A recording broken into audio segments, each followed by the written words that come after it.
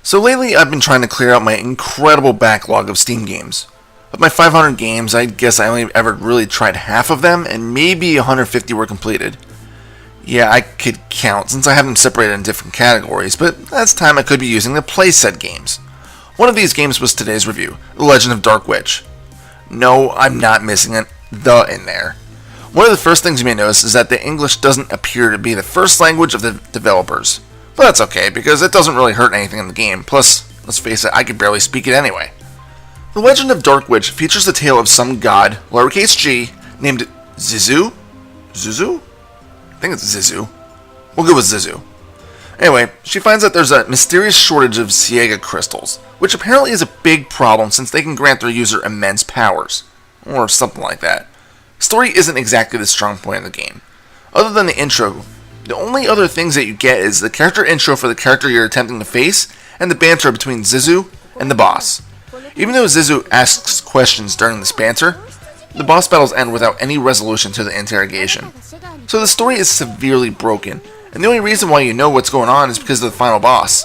You kind of piece together who's been taken to Siega, so everything that happened in between the beginning and the end is just unnecessary and incomplete fluff. So moving on from the lackluster story, let's talk about how the game plays.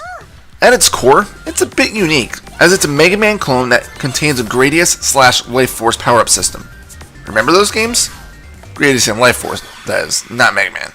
Those games were horizontal shooters that featured a system in which you collected orbs to highlight a power-up on the gauge shown, and then press a button to activate said power-up.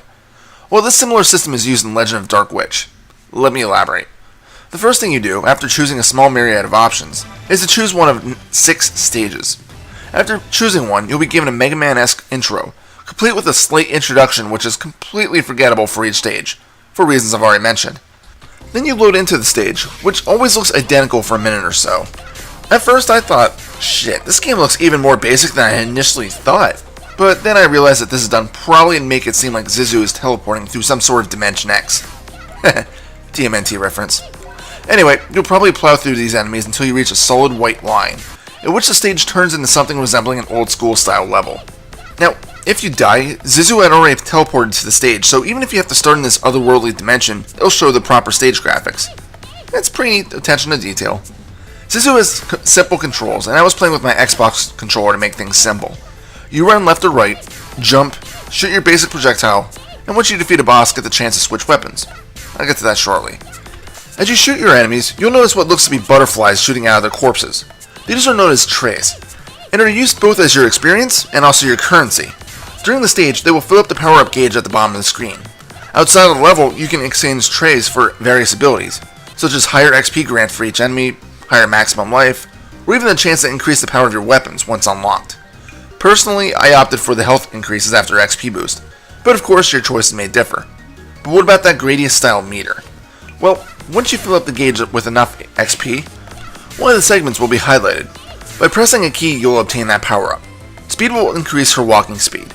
Wing gives her some floating time. Line increases her basic shot, giving her a spread fire-like attack.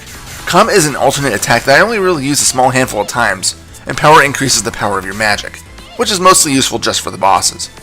Again, it's completely up to your style of play for which power-ups you go for first, but personally, I did speed a level or 2, then wing, then line to increase my attack angles.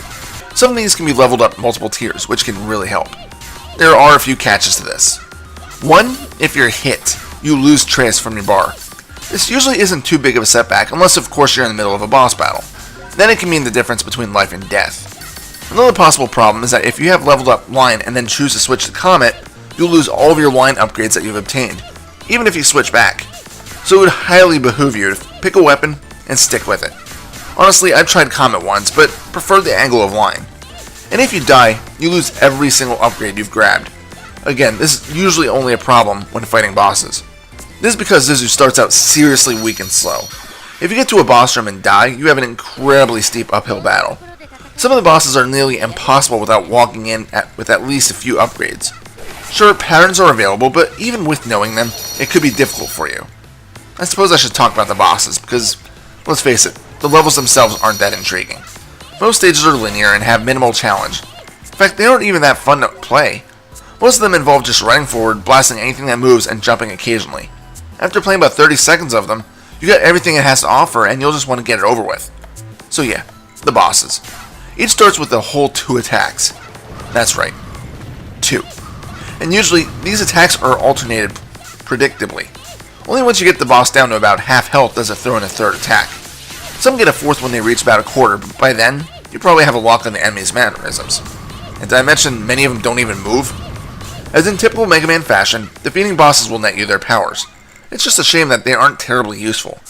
In fact, the only time I really use them is the bouncy ring thingy for the final boss, of which is just an endurance match to kill the enemies, avoid the projectiles, and just watch the boss's life meter drain on its own.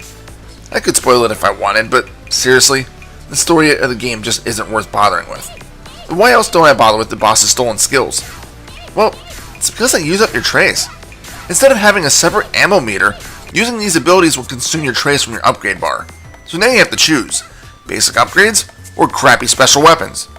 Of course, I picked the upgrades. You know, I failed to mention something that makes the game a bit more challenging than it may have initially seemed. There's absolutely no way, other than dying or finishing the stage, to replenish your health.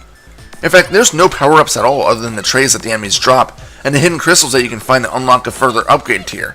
So don't go around expecting to find health ups, extra lives, etc. So in order to stand the best chance against the boss, play carefully to make sure you reach it with maximum health. So let's see here, what else do we got? Well, there's an annoying voices I hear every time you throw a shot.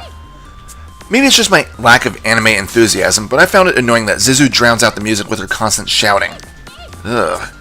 And from what I've heard, the music isn't so bad, which is really a shame that he drowns it out then. The only other thing I want to mention is the enemy design. Those enemies are fairly bland in nature, but there's a snow level with features... this. Need I really say anything more? So that's Legend of Dark Witch. It's an okay game, I suppose, at least for the price. If anything, it's a decent way to kill a day. Pretty much what I did. I installed the game a few hours before work and almost had it completed. Got home from work and finished it off. But at least it was fun, even with the quirks that it has. There's at least 1 sequel and I think a 3rd as well, and truthfully, I may check them out. The game was enjoyable for the most part, and I gotta say it was at least unique with the coupling of game styles. Overall, would I recommend it? If you're a fan of Mega Man, yeah, look it up. If you're not, then I'd say you may as well pass on this one. Final score? 7 out of 10. This is Reaper. Happy fragging.